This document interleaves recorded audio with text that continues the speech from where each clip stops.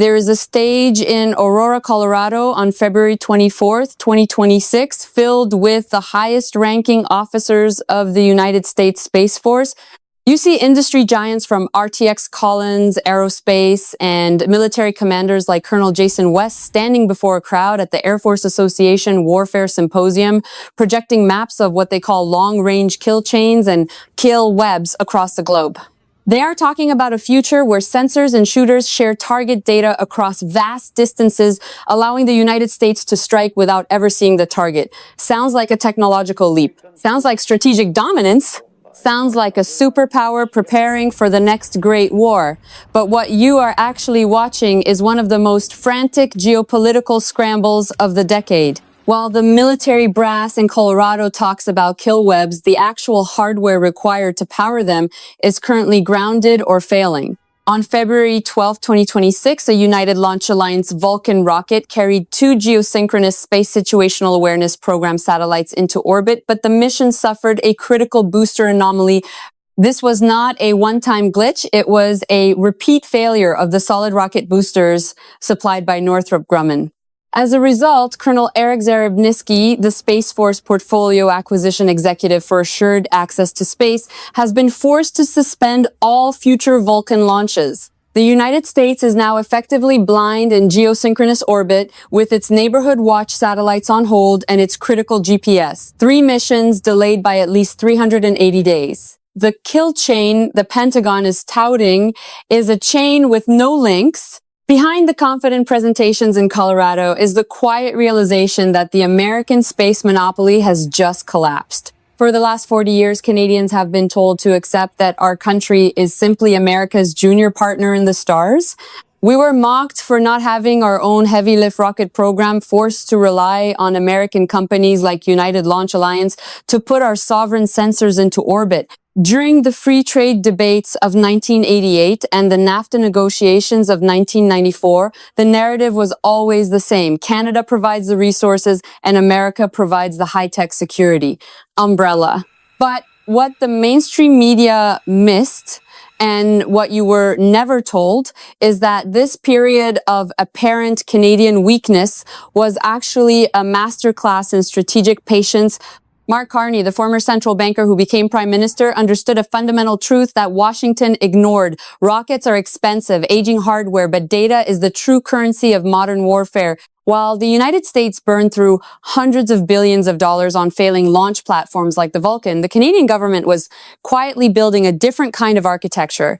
Former central banker Mark Carney redirected 14.8 billion Canadian dollars into the sovereign AI shield, focusing on the decentralized data transport networks that the Space Force now admits are their primary bottleneck. Regional power mapping. In this new map of power, the leverage is distributed exactly where Canada is strongest. Quebec's aerospace sector did not chase the heavy launch ghost. It perfected the microsatellite sensors that now provide the eyes the Space Force lacks.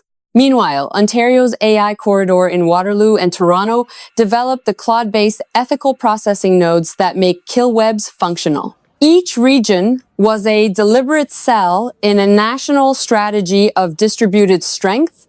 Every moment of Canadian restraint, every time we declined to fund a failing American defense project or tolerated a slight from Washington, was a calculated move to stockpile digital leverage.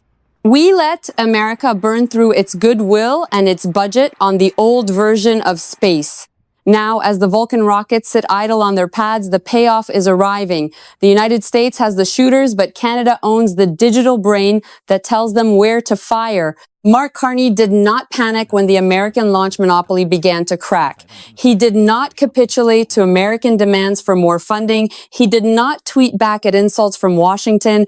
Instead, he waited for the moment when America's technical latency would reach 22%, making their entire military infrastructure dependent on Canadian fiber optic gateways.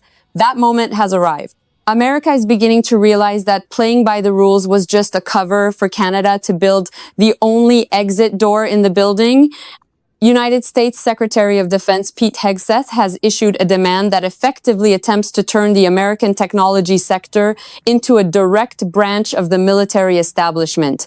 By 5:01 p.m. this Friday, Anthropic Chief Executive Officer Dario Amodei has been ordered to abandon the ethical safeguards that define the company or face the full weight of the Cold War-era Defense Production Act. Pete Hegseth is not merely asking for voluntary cooperation. The Secretary of Defense is threatening to designate Anthropic as a supply chain risk, an act that would technically seize the artificial intelligence model known as Claude for state use. This move mirrors the exact mechanics we have seen in the territorial expansion playbooks of authoritarian regimes. It is a strategy where a government inflames a crisis to justify the forced annexation of vital private assets. Anthropic Chief Executive Officer Dario Amodei has reiterated two specific red lines to Pete Hegseth. The company refuses to allow its products to be used for mass domestic surveillance of United States citizens or in physical attacks where artificial intelligence makes targeting decisions without human input. But the Pentagon has already crossed that threshold.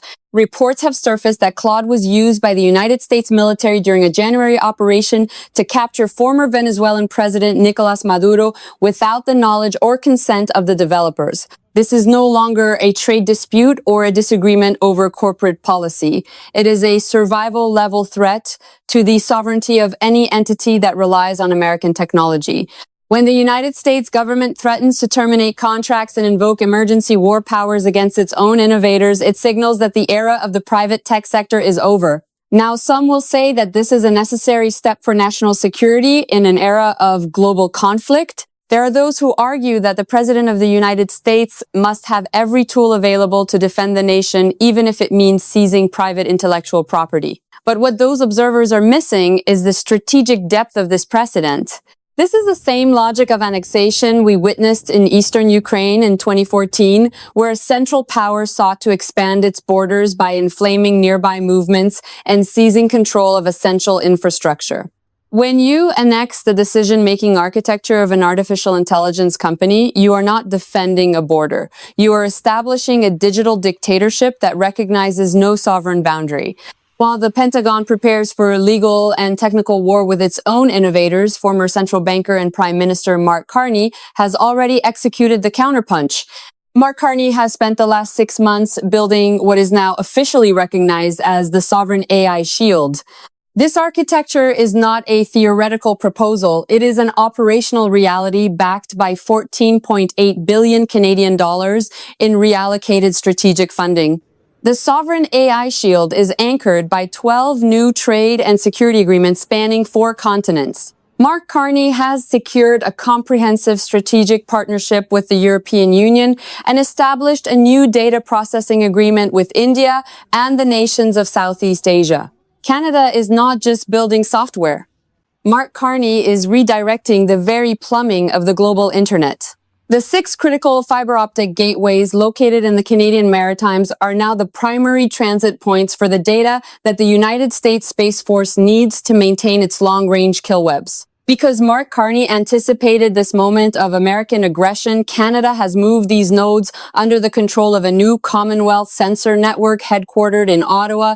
To understand why this represents a total failure for the United States, you have to look at the technical systems architecture of data transport. Most people imagine the internet as a cloud, but it is actually a physical series of subsea cables and switching stations. By integrating Canadian artificial intelligence processing directly into the maritime gateways, Mark Carney has created a technical filter that the United States cannot bypass without losing access to European and Asian markets. This technical integration creates what engineers call a sovereign latency. If the United States military attempts to seize or redirect data through these nodes without Canadian authorization, the architecture triggers an automated routing loop that increases signal delay to 22%. At that level of latency, the high-speed data transport required for long-range kill chains becomes physically impossible. The sensors in space can no longer talk to the shooters on the ground fast enough to strike a moving target. By securing the switching stations in Nova Scotia and New Brunswick, Mark Carney has effectively placed a digital padlock on the ability of the United States to project power across the Atlantic. The United States Space Force is beginning to realize that while they spent billions of dollars on heavy lift rockets that are now grounded in Florida, Canada spent its capital on the infrastructure that controls the information flow. Washington assumed that because the cables were in the North American neighborhood, the data belonged to the Pentagon by right. Mark Carney is proving that being a polite neighbor for 50 years did not mean Canada was a submissive one. The measured failure rate in American data transport during the secret January Red Shield drills has already confirmed the severity of this bottleneck. Without the processing power of the Canadian sovereign AI shield, the American kill web is missing its most critical nodes. As Pete Hegseth threatens the founders of Silicon Valley, the technical architects of that valley are looking north for a sovereign exit. Every dollar that Pete Hegseth threatens to seize from American tech companies is another reason for those companies to move their core servers to Ontario. Mark Carney is not just offering a refuge, he is offering the only functional architecture left in a world where the United States has chosen to burn its own bridges. The map of the digital world has shifted, and the center of gravity is no longer in Washington. To understand the gap between the chaotic ultimatums in Washington and the calculated precision in Ottawa, you have to look at the man who is now dismantling the American tech monopoly. Pete Hegseth is a leader who operates on instinct and threats of force, but former central banker Mark Carney operates on the cold logic of systems architecture and institutional leverage. While the United States Secretary of Defense was issuing an emotional Friday deadline to Anthropic, the financial architect Mark Carney was already hosting Anthropic Chief Executive Officer Dario Amodei in a private boardroom in Ottawa on Thursday, February 26th. Mark Carney did not offer Dario Amodei a political speech. Instead, the economist Mark Carney presented a sovereign relocation framework that treated the survival of ethical artificial intelligence as a systemic financial necessity rather than a patriotic favor. This is why Canadians turn to a former Bank of Canada and Bank of England governor to lead the nation. They wanted someone who understood that in the 21st century, a spreadsheet is a more effective weapon than a tweet. When Pete Hegseth claims that Anthropic has backed down in private conversations, former central banker Mark Carney simply rolls his eyes at the press gallery. Mark Carney knows that Dario Amodei is not looking for a compromise with a Department of Defense that already weaponized his technology in Venezuela. Dario Amodei is looking for a jurisdiction that provides technical stability and legal protection. Mark Carney is the only leader in the G7 who is fluent in the language of global finance and technical risk, and he is using that fluency to bankrupt the American tech supply chain. This is what technocratic superiority looks like in practice. Mark Carney is applying a central banker's decision matrix to the relocation of Silicon Valley. In the world of high finance, governors use this framework to assess the probability of a currency collapse or a banking contagion. Mark Carney has adapted this matrix to evaluate the systemic risk of remaining under United States jurisdiction. By analyzing the variables of regulatory stability, physical server security, and ethical alignment, Mark Carney determined that the cost of American dependency had finally exceeded the value of the relationship. The economist Mark Carney calculated that by offering Anthropic a sovereign exit, Canada could capture 68% of the high-level artificial intelligence researchers currently working in the United States. This decision was not made out of a desire for conflict. It was a cold assessment of leverage. Mark Carney understood that if Canada owns the ethical processing nodes, the United States Space Force becomes a customer rather than a commander. While Pete Hegseth uses cartoon maps to pretend the world is still flat, Mark Carney is using a systematic understanding of power to redraw the lines of the digital world. The intellectual dismissal in Ottawa is palpable. Mark Carney treats the threats from Washington as noise to be filtered rather than commands to be followed. He understands that Pete Hegseth is fighting a war of personality while Canada is winning a war of architecture. Every move Mark Carney makes is a calculated piece of a long game strategy that the Pentagon is too emotional to comprehend. The payoff is no longer a future possibility, it is a documented reality.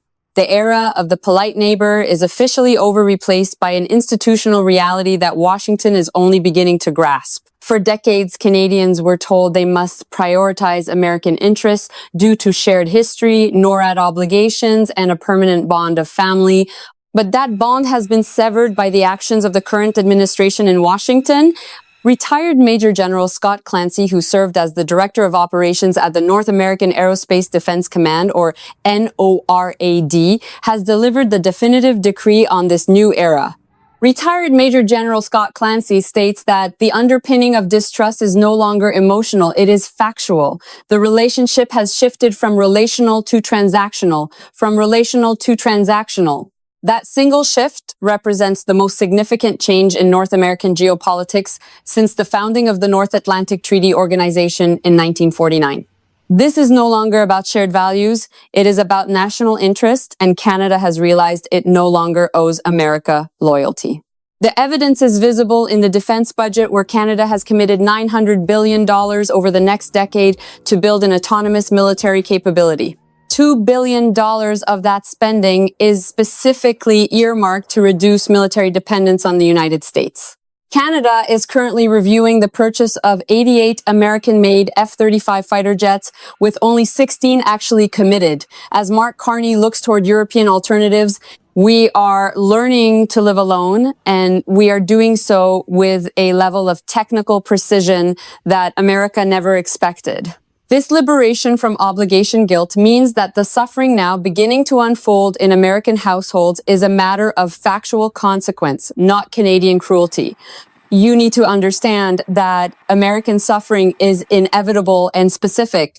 Billions of dollars are being redirected away from American defense contractors, meaning high-paying jobs in Georgia, jobs in Texas, and jobs in Connecticut are being moved to European factories. This is happening because the President of the United States decided to call a sovereign leader, governor, and attempt to annex the digital architecture of our nation. The consequence cascade is moving from the boardroom to the living room. If Canada redirects even a fraction of its resources to European and Asian buyers, the cost is passed directly to the American consumer. You will feel it in the lumber that builds your house, the oil that fills your tank, and the electricity that powers entire northern states. The aluminum in your car will become a luxury because the president chose to treat an ally as a subordinate. This did not have to happen, but Washington forced our hand. To help you interpret the headlines in the coming months, we are utilizing the Scenario Branch Navigator to map the 3 possible paths forward. In the first path, the accommodation scenario, the United States realizes its technical blindness and seeks a quiet data truce. However, this path is currently rated as low probability. The second path, the escalation scenario, sees Pete Hegseth attempting to physically seize server hubs, which would immediately trigger the automated routing loops and increase data transport failure to 22%. The third and most likely path is the rupture scenario, where the USMCA trade agreement review results in a total decoupling of the North American Data Union, pushing Canada into a permanent strategic partnership with the European Union. As this transition accelerates, you must follow the personal resilience roadmap to protect your own household from the fallout. This week, you should consider moving 15 to 20% of your United States dollar holdings into Canadian dollars or euros before the March USMCA review creates sudden currency volatility. You should secure a 30-day supply of specific electronics and high-tech components that rely on the cross-border supply chains currently under threat. Finally, review your investment portfolio for overexposure to American lumber and energy sectors that are most vulnerable to Canadian resource redirection. What you are witnessing is not a trade dispute. It is the unraveling of the most successful bilateral relationship in modern history, driven entirely by a neighbor who forgot that being polite is not the same as being weak. The question is no longer whether Canada will survive this transition. Canada already has. The question is whether America will notice what it has lost before it is too late to get it back. Pay attention. The map is being redrawn.